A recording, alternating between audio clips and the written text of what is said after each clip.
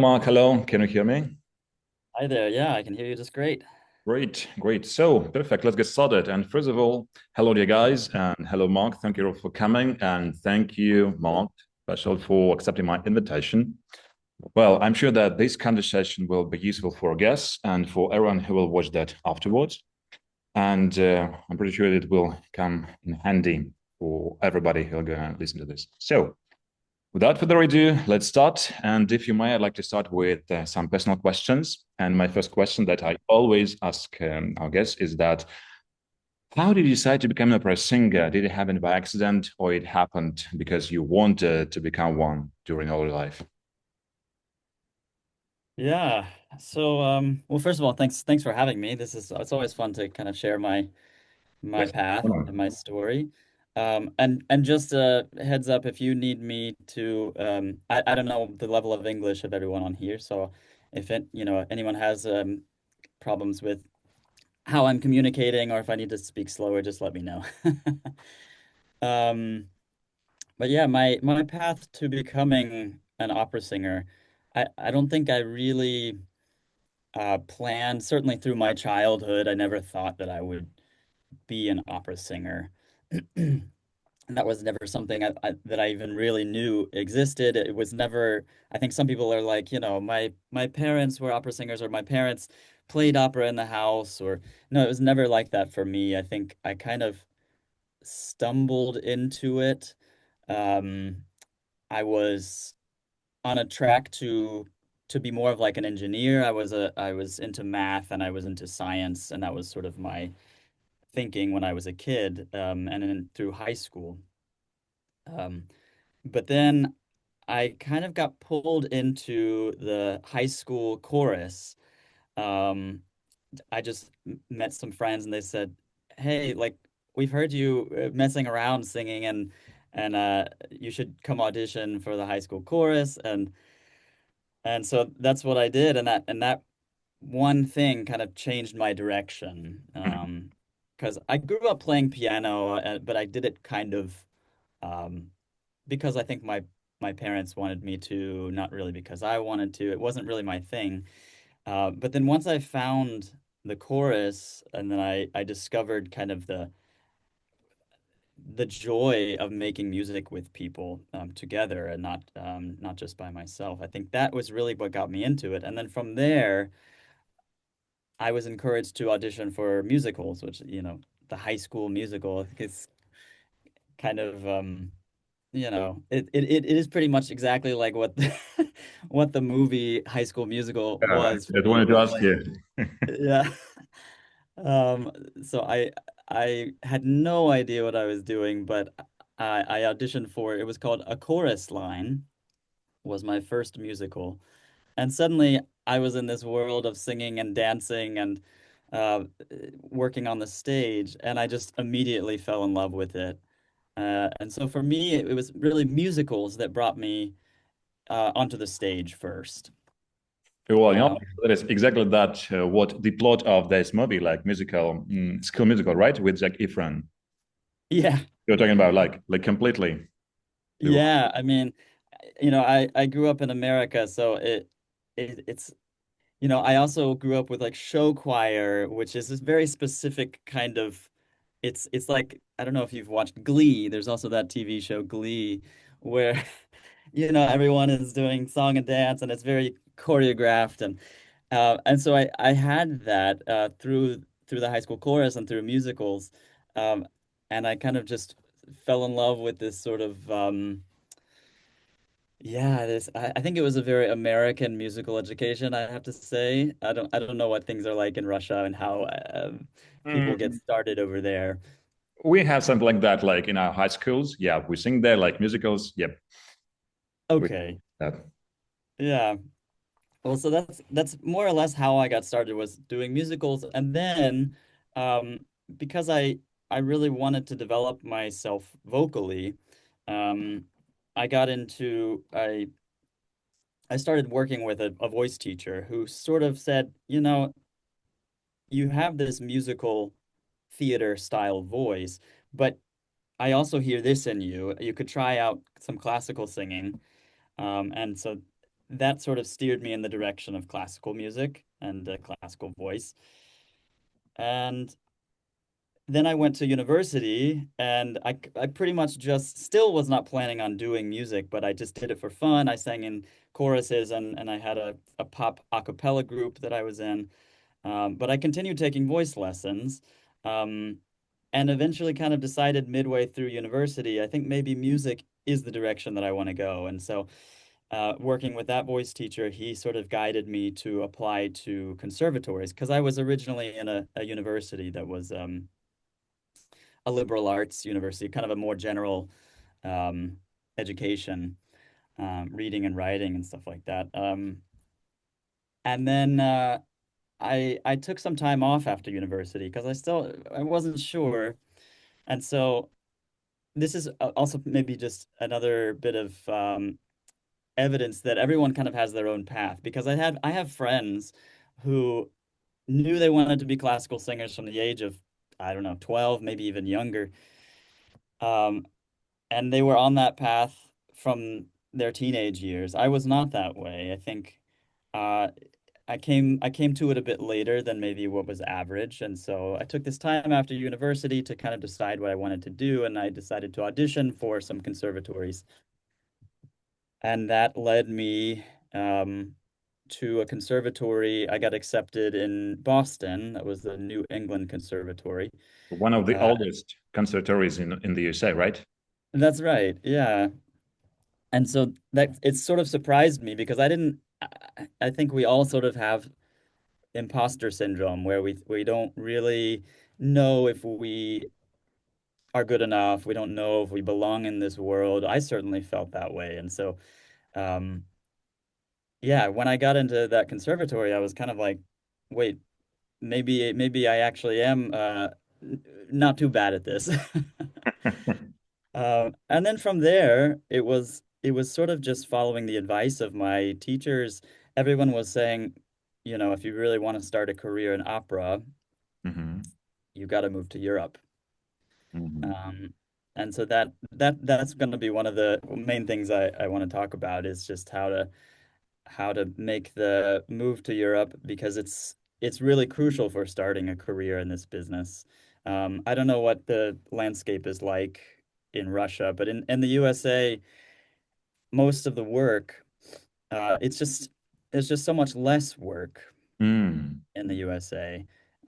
There's so many opportunities in Germany, especially, but the German-speaking countries is Germany, Austria, and Switzerland is where the most theaters in the world are, It's who are interesting, actually, because giving opera. I've heard and I thought that the modern capital of opera world is situated in somewhere in the USA, in New York, for example, Metropolitan Opera, etc. And is it true, or still like in? Well, it's certainly the obviously the Metropolitan Opera is the top of the top. You know, I mean that's the ultimate goal, right? For so many singers. But it's impossible to really break into the Met as a new singer, at the beginning of your career. So yes, of course, it's a goal of mine to sing at the Met, but I it was just not a practical solution. Mhm. Um, Starting out a career, it was not a practical path to start in the USA. And I would say one of the main differences that I've found is just the amount of performing that you get to do in Germany. Like I've had a few gigs in the USA, but everything there is completely freelance oriented. It's just, you know, you're getting a contract for one piece, and you might have that for 2 or 3 months. Um, and in the USA, those performances, it's usually like 4 to 6 performances, something like that, of a given piece. And that's it. So the work is harder to find. Um, Whereas in Germany, they have what's called a Fest Hmm. contract, Hmm. which I don't know how much you guys know about the system in We Germany, call but it in Russian. We call it like fest as well. Yeah, yeah. it's from German language. Yeah, so that really gives you the security of having a job year round, and that's where I've been for the last this is my ninth season as a Fest singer in Last Germany. season? Oh my god. Oh my goodness. Yeah, Like it's hard to you've been there believe for 10 actually. years. Sorry? You've been there for 10 years already. Yeah, yeah, almost 10 years, yeah. I moved to Germany in 2016. Mhm. Um, so yeah, 9 years now. So you graduated from your conservatory and you moved to Europe, right? Yeah, so I graduated from conservatory in 2013. So it actually took me a little bit of time. I took some time. Um, I I probably should have done the move right away, but it's a scary thing to have to move away from your home That's country. true. And moving to Germany, I didn't really know a lot of German before I moved here. So that it takes a leap of faith. Um, True. you don't know what is on the other side of that jump, and yeah, so I have a lot of respect for anyone who is willing to come to a new country, especially a country where you have to learn a difficult language, and look for a new life. I mean, yeah, Yes. that's what I've done. Yeah. Takes a lot of bravery actually. And craziness, Absolutely. I think, in some moments, in some aspects. I mean, to move when you need to take like when you need to leave everything behind you, everything you know, and to move in a different country where there is nothing, everything is new and etc. So Yeah. you're cool, man. So, and there is another question that I like asking my guests. Did you have any technical difficulties at the beginning of the journey? And if you did, how did you overcome them? And when you say technical difficulties, you don't mean like vocal technical. You Uh, mean I mean some vocal technical difficulties, right? Like for example, like uh you didn't have this like the top range, some like high notes, etc. And for some and somehow you found them. yeah, well for me, I think you have to look at vocal technique as a lifelong journey, as a lifelong practice. We Mhm. come back to it day after day, but we have to look at where we are today, where I am now in my vocal technique. And so, when I made the move to Germany, I knew that I wasn't in a position. I had weaknesses. I absolutely had vocal weaknesses. And I knew that, but that shouldn't mean for you that you can't that you're not ready to start singing. I mean, I think it's taken me a long time to realize that there's just no such thing as a perfect technique. We strive, we really aim for perfection. We all do because that's what we do as singers. But I've learned that you can't let that thought of I have to be perfect stop you from actually doing the work, you know. So, and that also takes bravery, right? I mean, we have to wake up every day and say, I accept my imperfections, um, but I know that I am still good enough for this, and most of the time, and your friends will tell you this, like what you think is a big technical problem or imperfection is really not as big as you think it is. Um, and so, anyways, I think where I wanted to go with that is when I first moved to Germany, I had a realistic idea of my strengths and weaknesses as a singer. And so I was really aiming for the repertoire that I knew I could do now. And so for me, that meant I did a lot of Spiel tenor roles. The German is Spiel, which is like playing, which is a character tenors. Um, and Like so, Tamino, like who else? Like Tamino sorry. from Zauberflöte. Tamino, right? Tamino is more of a lyric role. Like I'm thinking more of like Pedrillo. I don't know if you know the Entführung um from Mozart, but basically roles that are not the main heroic Mhm. tenor. They are the side character often. Like the second Um line character. yeah, and so those roles tend to be a little bit more about acting, a little bit more about how you deliver text. You might have to you might have to do a lot more dialogue in Mhm. those roles. So for me, I knew that I had strength in my German. Once I got here, I really focused on my German. That's another thing that I want to make clear. The more German you have, I mean, the better, because it will help you so much. And I got jobs because of my German and because of my ability to project text. I mean, Mhm, mhm. that's maybe something very specific to this sort of Spiel tenor Fach, which we can talk about the Fach system and just categorization of Mhm. voices. But for me, that was a way in, you know. So it allowed me to continue developing my technique. May I ask you a question? When you say about your German, you mean the ability to pronounce like properly, like Germans do, or like the ability to speak and communicate in German language? What do you mean?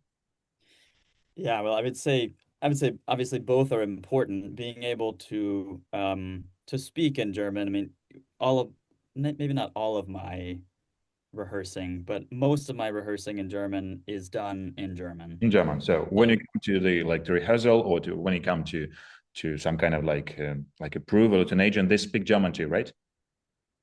You mean? yeah, I mean, I would say probably 90% of the time. I mean, there are some agents, and especially the more international agents, obviously they're going to speak English as well. But if they realize, oh, you know, you can speak pretty good German as well, that's only going to be a benefit to you, and it's going to open you up to so many more jobs. But also, yeah, the diction aspect of things is extremely important, because in Germany you really want to pass as a German on Yeah. stage, I mean. Um, and so that was one of the things that I just focused so much on at the beginning, was getting my German diction as close to you know, sounding German as possible. When I was preparing for our interview, I found out that you had and you still have some performance in the Great Britain, right? In the UK. Oh, actually, no. I mean, I haven't really broken into the UK market now. I have an interesting sort of life situation right now where my family is also, like, my girlfriend and child are located in the UK. Ah. So I have a life over there as well, but most of my work is still in Germany. Because I want to ask you, what's the difference between, for example, the approach of Germans and English in opera, and in is that important to pass for for an English in the Great Britain, and as you told me, like in Germany, pass for German. Yeah, I mean, I wish I could really tell you. I don't think I have enough experience in England to be able to say specifically about the English, And let's like, as say in, yet, don't have yet, because in future, of course, you will have lots of contracts there. well, that's my hope. And I've been working towards you know, really trying to maybe eventually break free from this Fest system. Mhm. Um, and maybe after 10 years or so of it, to be able to have some flexibility, and do more freelance work to choose which contracts I do. And what's better, to be freelancer or to be like to settle down at one theater and work there? What's better, according to your opinion? Well, I think it very much depends on the voice, and you know, if you have a very special voice for a particular type of repertoire, I think you can really make a good strong career as a freelancer. Um, I think for me though, the vast majority of singers benefit from having time in the Fest system. Mhm. And the reason, oh, there's plenty of reasons. I think for one, it gives you a sort of stability. And I mean stability as an artist, but also sort of stability as a human being, living in one place, having having, you know, you get paid on a salary, Mhm. so it has that kind of monthly stability, that you have money coming in that way. You have health insurance, which maybe sounds crazy, but for me as an American, um, is not always the case, that we that we have health insurance as artists um, guaranteed to us. So these other kind of non-singing things, just to have the feeling of stability in one place that I can, you know, live in one city and work on my craft, because the life of a freelance artist, I think, is also a very challenging one. If you're traveling lots, there's a lot of stress involved with that. And so in the early stages of your career, that's why I think it can be really beneficial to Stable have place. that stability. Yeah. Could you please, like in a few words, explain to our guests, to the guys, what is the fast system? I'm not sure if everybody knows about that. Like, what's that? The fast system. Yeah, so the Fest system, well, it's really just you can't talk about the Fest system without talking about the Fach system. So Fach is a German word that really just means category, Mhm. how you ca label different voices. Mhm. And so right now I'm kind of a lyric tenor. I'm in a kind of light lyric tenor category. Um, and then I mean, obviously if you're a classical singer, I'm a tenor, I'm a baritone, I'm a bass, I'm a mezzo soprano, whatever. Um, but there's specific repertoire to each Fach. Mhm. And so, like I was saying, I was labeled as a Spiel tenor. That's a Fach in the German system. And so I was doing just that repertoire. I was hired to do for a whole season, or in some cases, 2 to 3 seasons, depending on the contract, to do just that repertoire in that Fach. And so then you'll have often in one theater 10 to 15, maybe some of the bigger theaters have over 20 Fest singers. And so those are going to be your best friends. I mean, they're the people you're going to be doing most of your work with. Um, and so I think one of the big benefits to that is that then you're working with the same people throughout multiple productions, same singers really. Um, and I find that to be really refreshing, because I think from the freelance work I've done, it's always fun to meet new people, but Mhm. there's a learning curve with each person, and in the Fest system, you develop a sense of trust Mhm.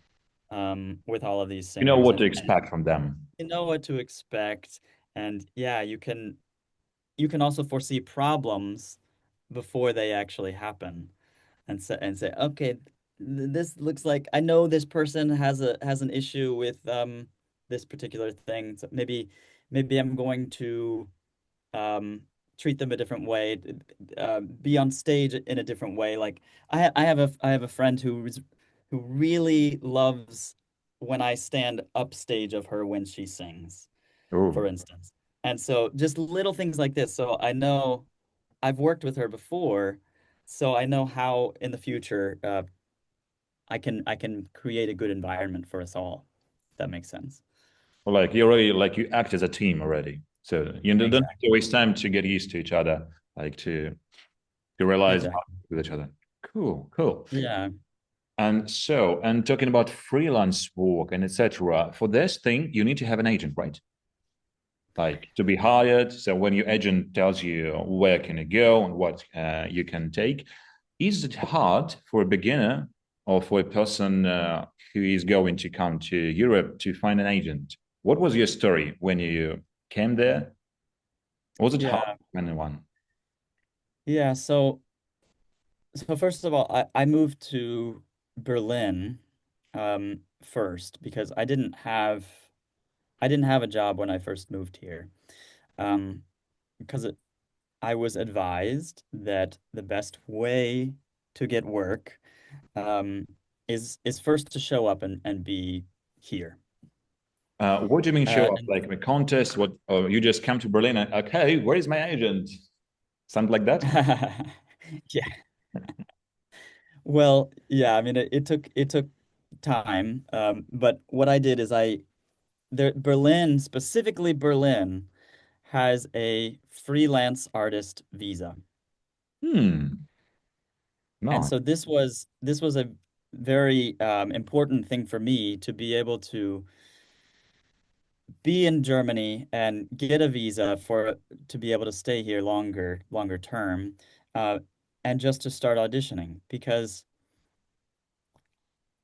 the audition season. I mean, I think a lot of people think I'll just set up an audition tour, right? I'll set up um over a few months. I'll do as much auditioning as I can. I don't think it's quite as simple as that. I mean, I think in order to really find work, you just have to be here. You have to live here, unfortunately. It's been my experience because sometimes 1 month, 2 month, it's just not it's not always possible to schedule um well in advance auditions. Hmm. Um because a lot of times auditions will come, can you show up in 3 days? You know, you have to be able to be somewhat spontaneous in these kinds of things. And so that meant being close enough to the cities where those auditions would happen. Um, yeah, so for me, that was part of the solution was to just be based in Berlin for my first um, year or so, and that's what I did. And I just auditioned as much as possible once I had that freelance artist visa. I didn't do a whole lot of actual freelance work during that time. It was mainly so that I could be in the country, take auditions, um, yeah, travel to theaters and to agents. Yeah. And how quick did you get your first contract when you moved to Berlin? Was it like right away, or you were waiting for some period of time? Did about 6 months Oh, of regular auditions, how a and that year of was, regular auditions. Oh my God. yeah, and that was probably hard to say. It's been 9 years now, but I think it was something like 2 auditions a week. Two Uh, auditions a week during 6 months. yeah, Oh yeah. my God. I mean, But like, you are breaking my pink glasses, what they say. Like, because for me, it was like, oh, probably I'll go there somewhere to Europe, maybe Italy, Germany. I'll go to 1, 2 auditions and I'll get the part. But it's not, it's not like that.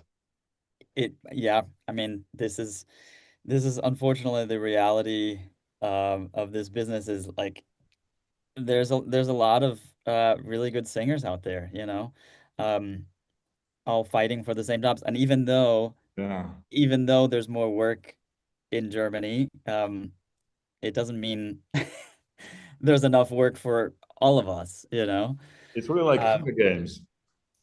it is a little bit. I hate that it has to be that way because, Huh.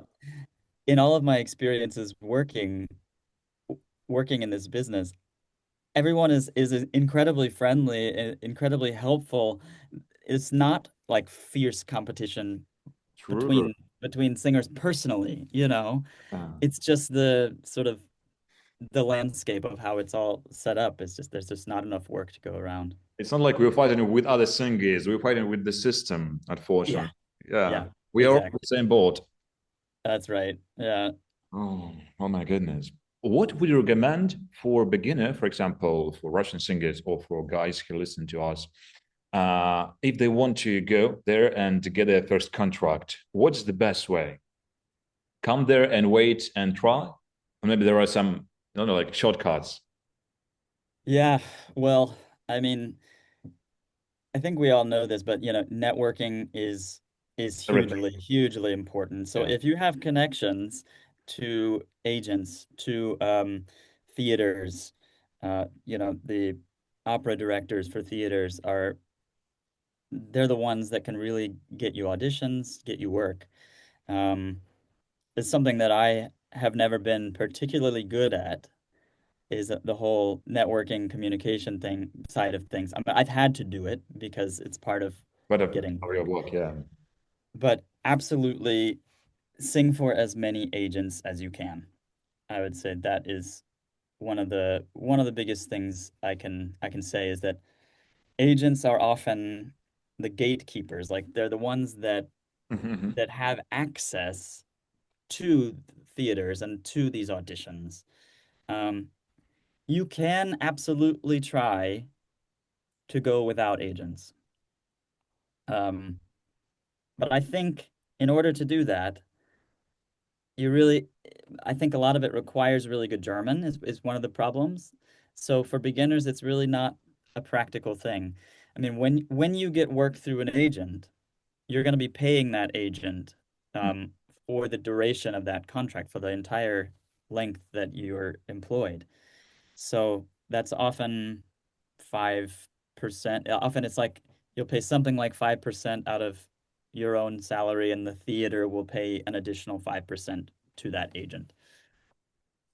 Um, so that's the downside to working with agents, is that you lose money effectively, but they give you access to those auditions and that work that you might not have found. But here comes my second question. Where do you find those agents? It's not like, you walk on the street and, oh, I think you're an agent. Could you please help me? Where do you find them? Where can, Yeah, I mean, I think one of the ways that I did it is simple Google searches. Um, I mean, I think there's a I was given a list, and I wish that I don't know that I still have this list, but um, it was a basically a list of agents. And it was at the time it was very outdated, but it at least gave me a place to start. And I'll see if I can locate that list, and maybe I can pass it oh, along that to will you. be like, that would be so perfect. Thank you. Yeah. Yeah, but it at least gave me a place to start contacting people. But I mean, a simple Google searches for Agentur is the German word for agency.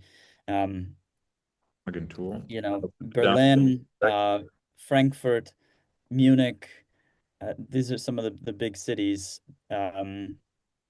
Hamburg.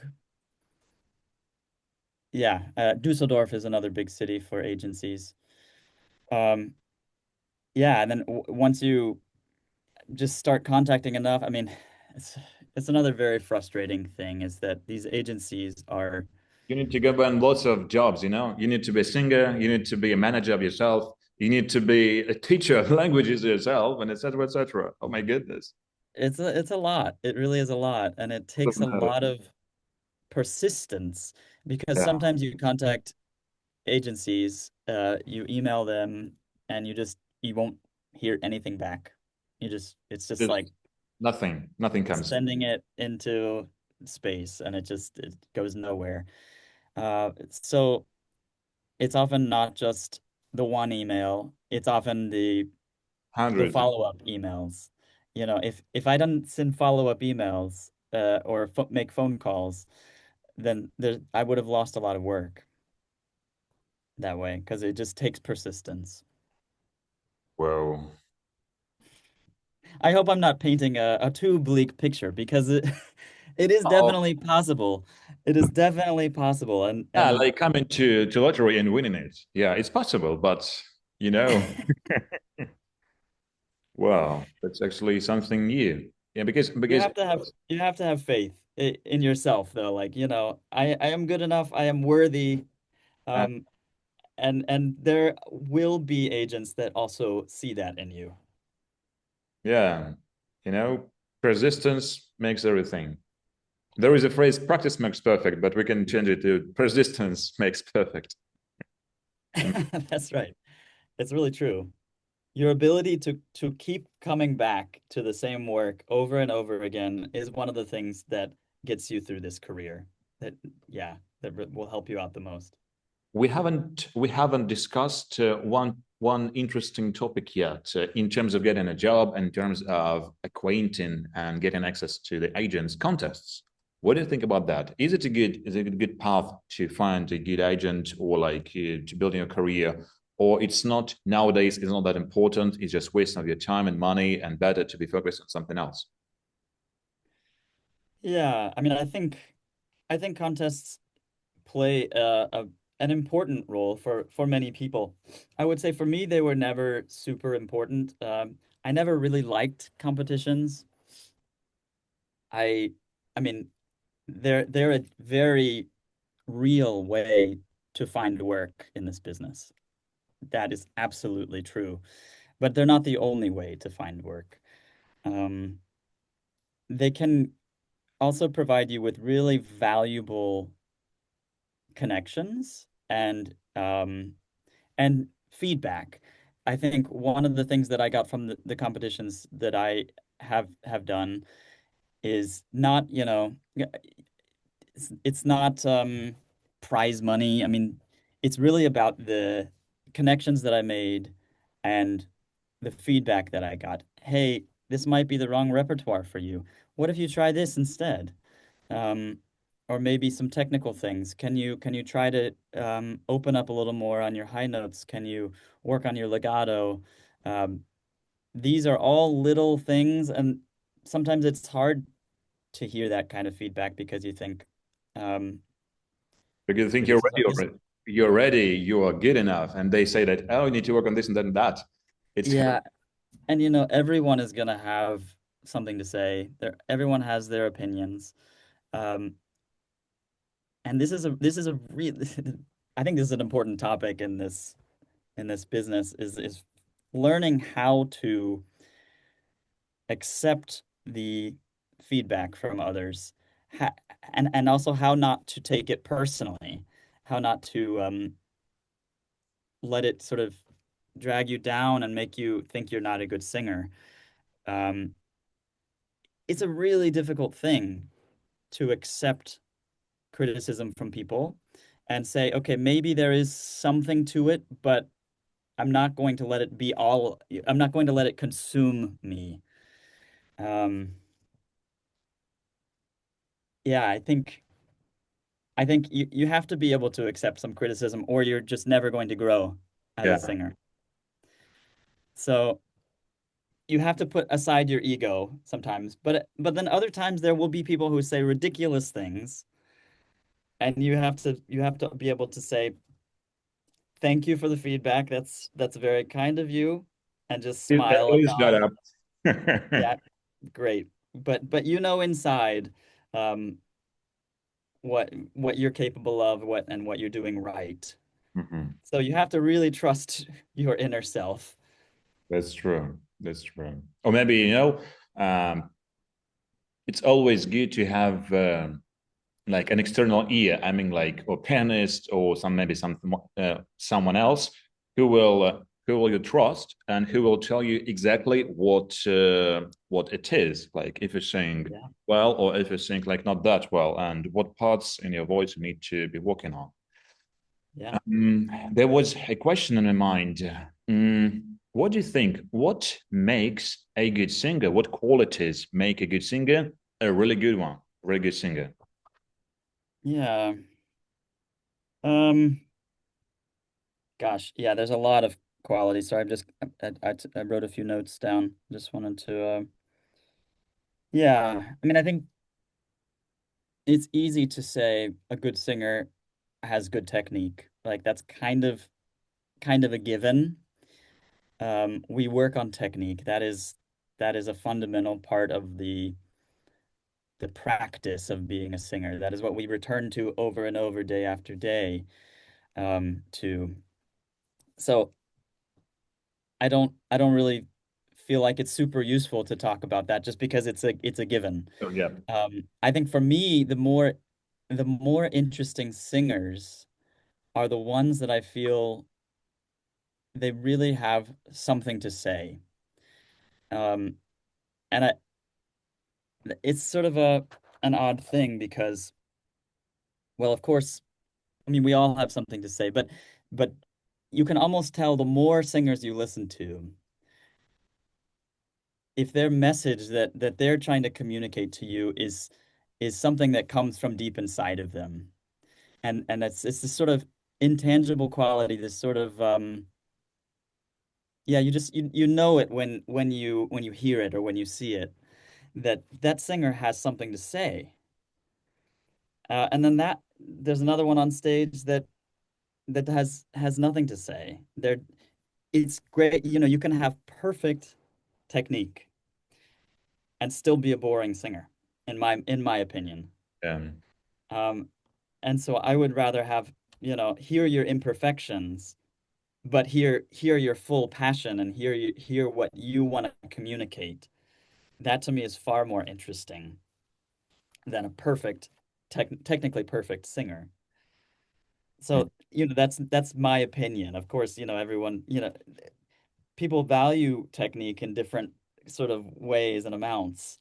Um, of course, technique is always going to be important in what we do. It's just the foundation, really, of what we sure. It's do. like it's a key for a profession, for a job. It's like, as you said, it's a giving. It's giving. It's like without it, you won't be a professional singer. But still, if you're singing just about a bad technique, nobody's going to listen to you. Yep, that's exactly right. Yeah, and I think also I want to see something of your true self that like, you know, I, I think we all love opera because it touches on what it is to be a human being, right? There's something fundamental about, you know, how how we express ourselves, how we connect to being human. This is what opera really, to me, is all about. Um, and so I want to see something about who you are, not as the role that you are embodying, but as yourself, Human if being. that makes sense, as a human being. Yeah, so that's why I also advise us to singers like have a life outside of singing as well. That's great advice, actually. Uh, Because it's really, I mean, you know, we all love singing, we all love opera. I'm assuming everyone here does. But I find that it's always beneficial to have other interests in life because, you have to have something to say. You have to have, the more you know what it is to be a human being, the more you'll have to express on stage. The more parts you have, the more interesting you are. I think so. I think so. Cool.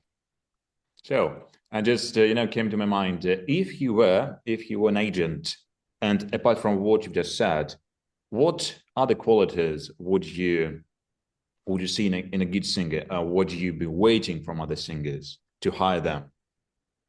Musicality, of course, like to being an interesting person with a great technique. Maybe there is something else. Yeah, well, I think agents are really, they are looking for very specific roles to fill. They're listening for particular qualities. If, if you're coming, if I come and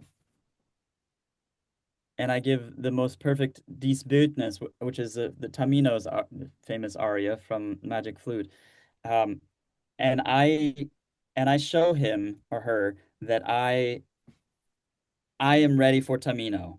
They're looking, okay, Tamino, I know I know 10 theaters that have upcoming Magic Flute performances for the next 3 seasons. So I think in a way, the more specific you can be in the repertoire that you choose, like that that you're strongest in, um, they're looking for people who know the repertoire that they're going for.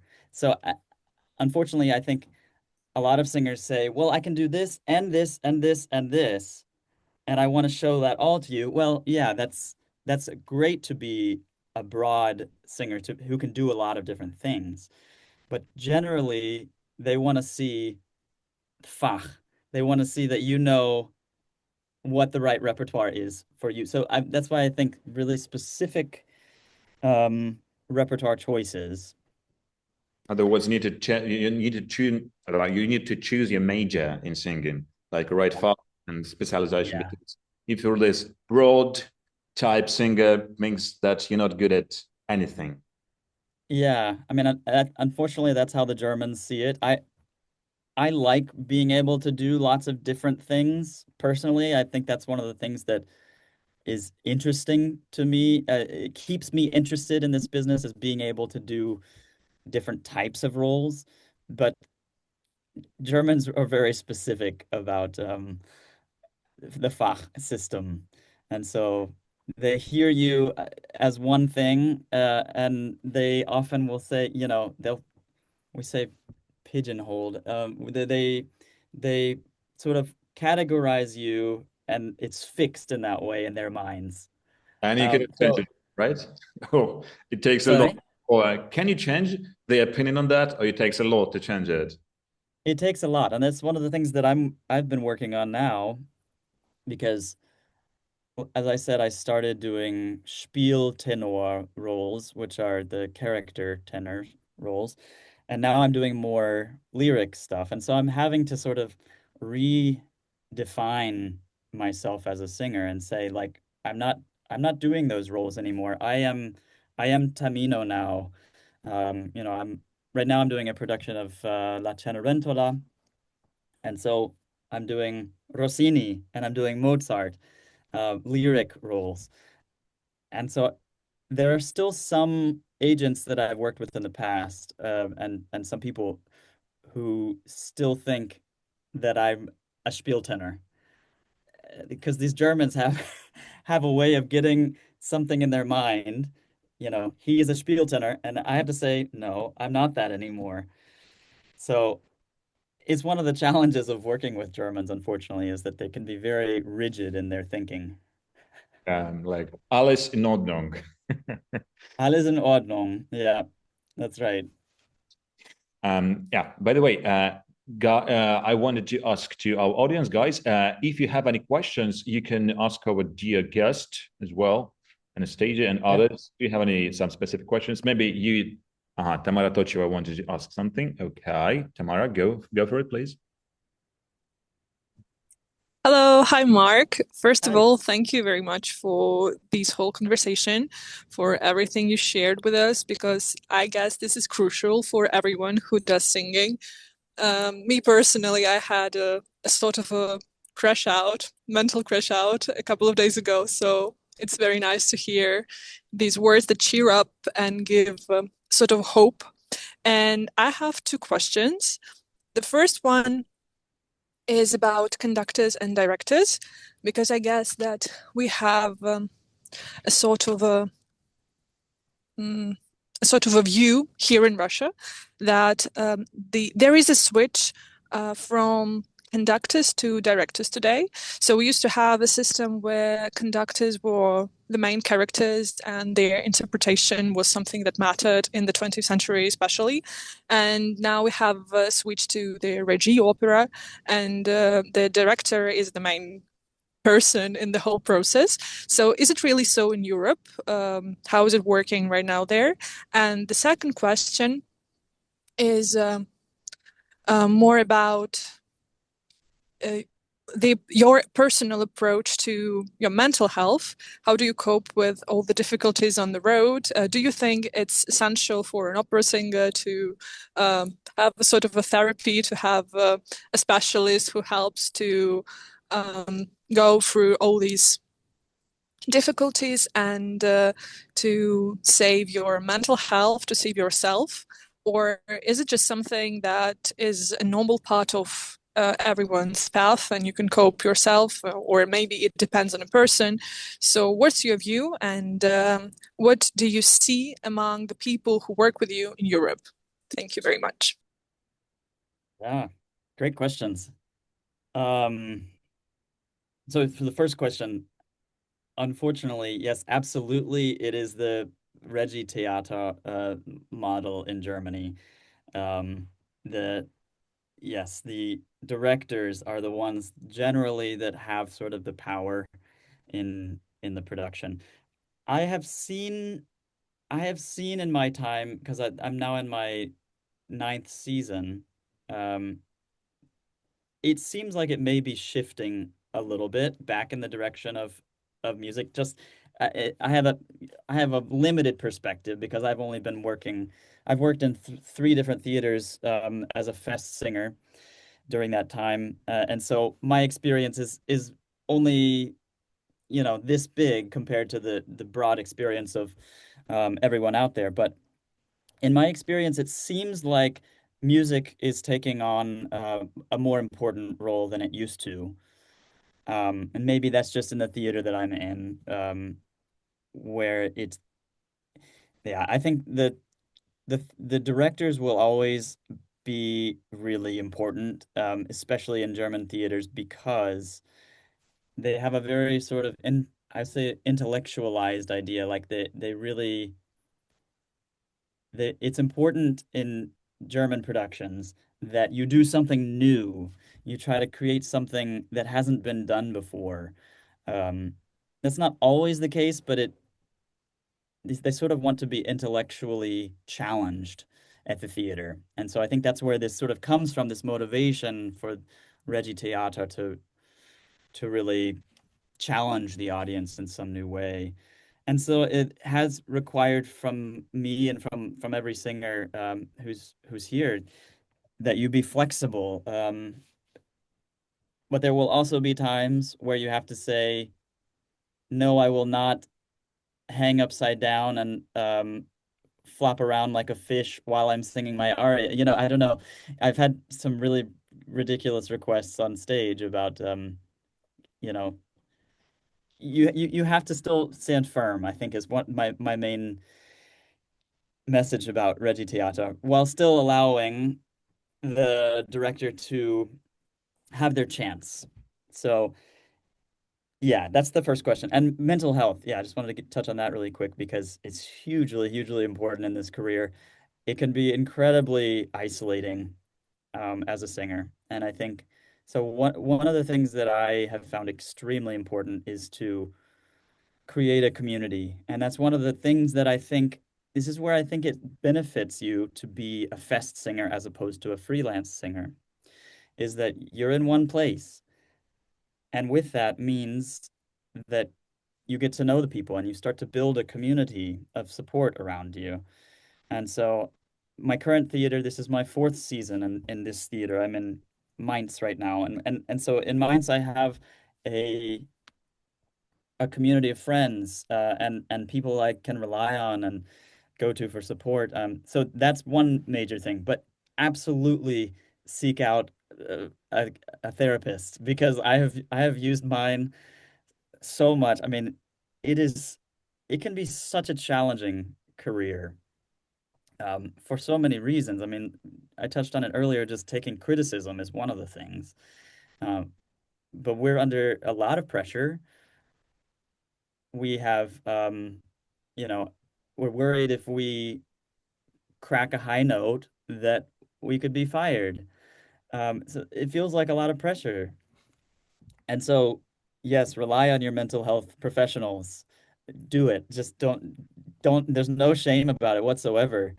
One of the things that I also wish that theaters would do, you know, there are professional athletes out there that have like performance psychologists helping them out with, because so much of it is mindset and how much we get in our own heads about, oh, I'm a terrible singer, or I should do this instead of that, or, you know, it's so easy to get trapped in your head.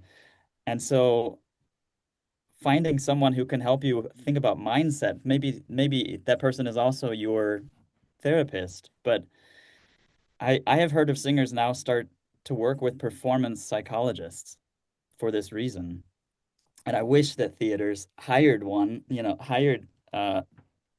someone that could help singers with mindset, because I think that's one of the greatest challenges on a day-to-day basis for us is how not, and we're also overworked. I mean, we're tired, often tired, we're working tired, and we're working sick sometimes. And so it's easy to get run down if you're not careful. And so you have to, every day, you have to keep coming back. How am I doing today? Reminding myself, these are negative voices. These are just voices. Um, but yeah, relying on those mental health professionals is crucial, and I can't encourage that enough. Thank you very much. And thank you once again for this conversation, for joining us. And I guess I can speak for everyone. We only wish you luck in your endeavors and in your career. Thank you. Thank you. That's very kind. Thank you. Such a great question and such a great answer. All right, guys, maybe someone else has a question. Okay, Catherine, please. Go for it.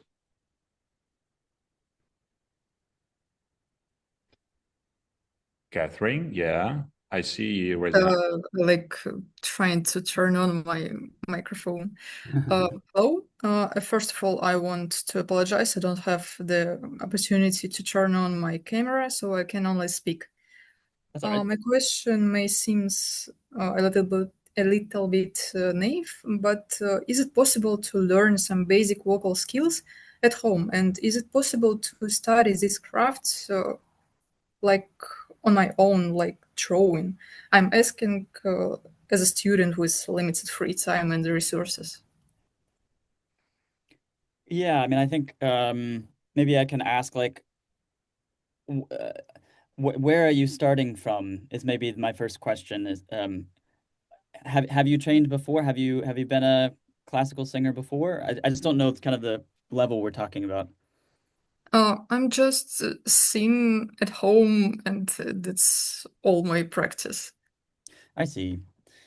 Yes, I mean, I think it's definitely possible. You know, I think a lot of my own vocal development has come through playing around with my voice at home. I mean, it's part of what we do, but I think one of the most important things will be, if you want to develop vocally, is to find a teacher. And I know that sometimes we're limited in terms of how much time we have or how much resources, but if you can find a recommended teacher in your area, just to give you guidance for what, you know, how to begin, you know, because you can play around as much as you want, but sometimes we really need to be led in a particular direction. And so I would say, you know, of course it's easy to say there's YouTube videos, there's all sorts of resources available online, but I would be careful with that, because that can sometimes lead you astray, lead you in the wrong direction. If you want to develop as a classical singer, which is I think, if you find the wrong advice, you can end up damaging your voice. So I would just be careful with that. But the main thing I would just recommend is finding a good teacher in your area. Oh, okay. Thank you very much. Sure. Okay, thank you. Someone else? Maybe Anastasia has a question? Yeah. Hi, Mark. I want to ask you about, what do you think about competition in Europe? Does it make finding a job easier, or it is better to write to some agency, because you say that agency takes a lot of your money like that? What do you think about it? Yeah, I mean, I think you sort of have to be realistic. I mean, you have to, it's a challenge, because of course you have to dream big. It's important to dream big and say, you know, I can do well in this competition. But you also have to be realistic and say, you know, there's a lot of really great singers out there. I also find that competitions are often, I mean, dare I say, they're rigged. They are sometimes Corrupted? corrupted, yeah, is maybe the right way to put it. I think you shouldn't judge yourself based on the results of a competition too much. I think that's the danger, is to say, oh, I didn't get past the first round in this competition, so I must be a bad singer. So, But someone can see you and then offer some contract, you mean? yeah. yeah, and that does happen. That absolutely happens. So I think I have to strike a balance here when I talk about competitions because they are very useful and they can lead to work. But I also know that I've had friends who have done competitions and taken the wrong message away, that they're not a good singer, if they didn't do well. But they can be a very useful tool, as I said, for finding work, for getting feedback, for making connections that lead to work later. It could be years down the road and say, someone contacts you and say, I saw you in this competition 5 years ago. So it can be a useful thing. So yeah, I think another way that it's useful is it helps you prepare like a whole package, an audition package about how I want to present myself. And that's an incredibly useful thing to say, there's a competition 3 months from now, I'm going to work. It gives you something to work towards. So And I want to ask you next question. So in Russian, many people say that European theater have a friendly atmosphere, and they help to talented people, unlike in Russian theater, or problems the same everywhere. About so in Russian theater, a lot of problems with Господи, как Илья, помоги.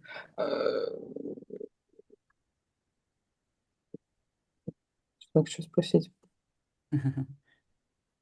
It's all right. You can also speak in Russian and Elijah could translate. Я хочу спросить про атмосферу. Многие говорят, что в Европе более дружелюбная атмосфера. Не то, что в российских, что там помогают, как бы, там талантливым. She means that in European theaters there is like a friendly atmosphere and everybody helps each other. And is it true?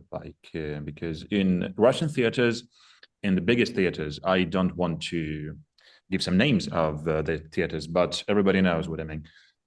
In those theaters, the atmosphere is not that friendly. It's more like you need to survive in those jungles.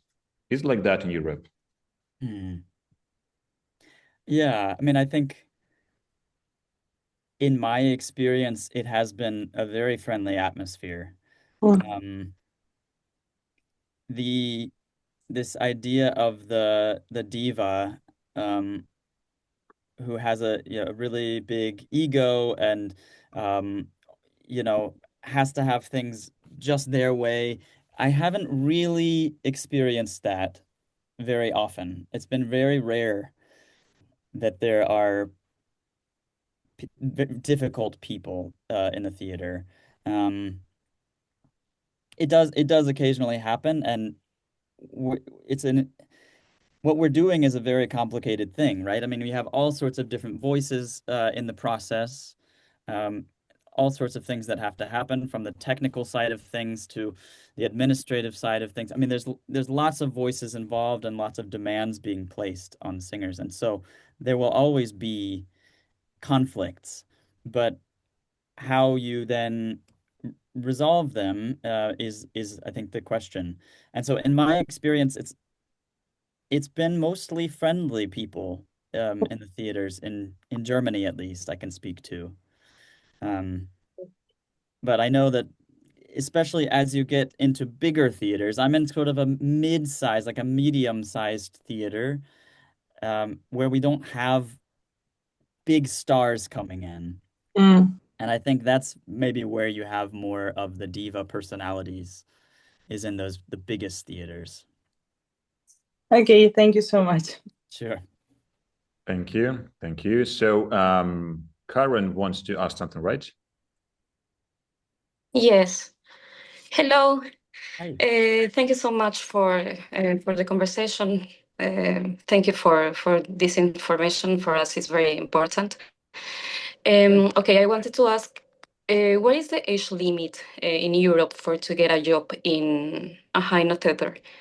I mean, because here in Russia, sorry, I'm not in Russia, but okay, in Russia, in general, is like people put a lot of pressure, or how can I ask, a lot of big place for to maybe to be a very younger singer, a young singer. How what happened with the people that maybe has 30, 31 years old and 32, for example? Yeah. Well, I think first I have to say at least in Germany, it is technically illegal to ask someone's age when they are auditioning for a job. So you do not have to say your age. You do not have to put it on your resume or any biography. I've heard of people lying about their age, that they say they're younger than they are. I don't really think there's any harm in that. But also in my experience, well, I also look younger, so maybe that has helped me a little bit. But I think it's generally more an issue with female singers who like sopranos who are playing the the lead roles and who are supposed to be teenagers, you know. Um, in my experience, that hasn't really been an issue for most. I mean, it's less about how you look in Germany than it is about how you sound. That's been my experience. If you still sound like a young singer, if you still, and what I mean by that is, do you still have a good technique? Do you still sing in a healthy way? I think is more important than actually how you look in Germany.